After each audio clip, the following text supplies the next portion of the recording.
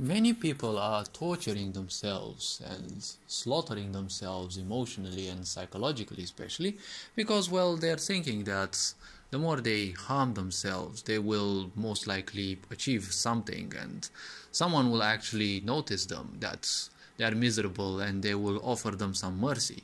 See, in a society where most people act like this, people who are very miserable will naturally tend to become much better.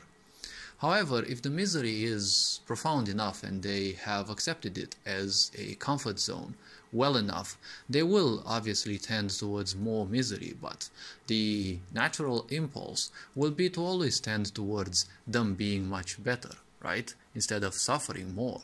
The problem with most people is their perception becomes poisoned in a way. They think that if they harm themselves enough, someone will mercilessly come and try to solve their problems. This is one of the premises of religion, because religion says don't do anything and God will provide. And many people just sit idle, drinking the Kool-Aid, thinking that, well, God will actually provide them something. No God will move any finger for you. No God will perform any miracle. You have to do everything. You have to solve all the problems in your life, become introspective, and, well, solve each and every aspect that is not serving you anymore and that is not working. Like removing toxic people from your life, doing anything possible to simply get away from any toxic environment, and so on and so forth. No one will actually do anything for you, and in most situations miserable people will actually run away from you, or some of them who would like you to suffer even more, because hurt people, well, they will actually come to you, but you'd be interested in attracting people who aren't as miserable, because positive people who aren't toxic, they will actually move away from you.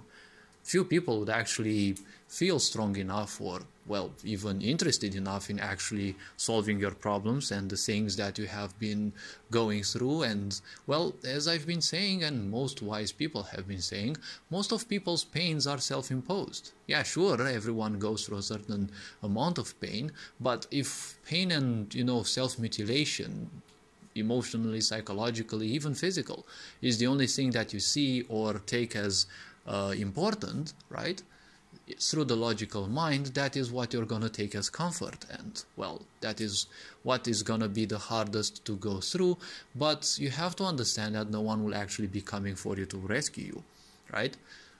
Toxic people will probably enjoy your pain and, well, will actually request that you keep doing that.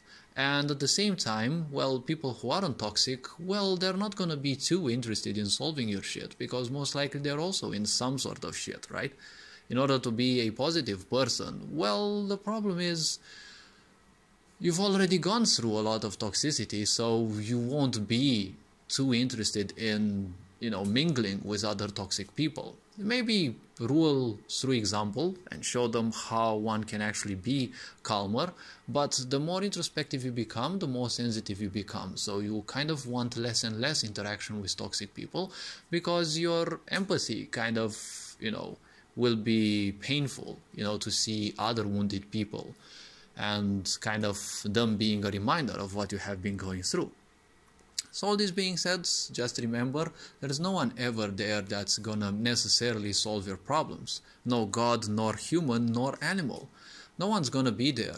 I mean, sure, some people can. There's always professionals to help, but obviously that also costs money, and usually miserable people aren't necessarily rich. But the point is, you have to prioritize, you have to organize life, because, well, without organization, life tends towards entropy, and entropy always means more misery. So all this being said, hopefully this video was introspective enough. You are appreciated, take care, and all this being said, Ferenc on board, signing out.